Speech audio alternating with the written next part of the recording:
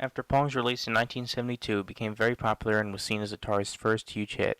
In the meantime, the company was working on a new title that could become as good as Pong and be the next best thing for arcade gaming. Atari co-founder Nolan Bushnell wanted to create a single-player version of Pong and decided to give the project to an up-and-coming employee at the company.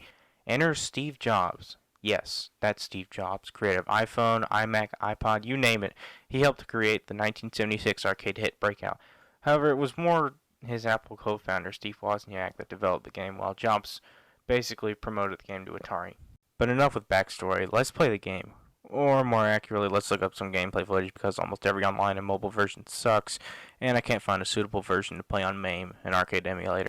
Anyways, you control what is supposed to be a prisoner, which just looks like a rectangle, and the goal is to break out of prison. The ball that whizzes around the screen is supposed to be a ball and chain trying to break away defenses at the top of the screen. Every two rows are colored differently, and the higher the row, the more points the player gets.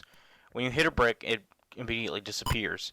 To get the ball to the rows, it must bounce off the prisoner to hit the bricks. This is where the challenge comes in. As the player, your job is to move the prisoner around to bounce the ball back to the bricks, because when you hit a brick, it comes back down. If you miss a ball, you lose a life and continue where you left off. Lose all three, and it's game over. In many ways, this could be seen as setting the precedent for lives, as in Pong, the game just kept going until one of the players won with most of the points. Though you're seeing most of this game in color, part of it is in black and white, at least from the footage that I've recorded. Breakout, like Pong, was a massive success for Atari and allowed them to continue to make more arcade games and release the first true video game system the following year, known as the Atari VCS, or Atari 2600. On the system, there would eventually be a port of Breakout, which looked very similar to the arcade, but was much similar. As you can see in the footage here, there was less colors, and the bricks have no lines between them, and the screen is sort of fatter than the arcade version.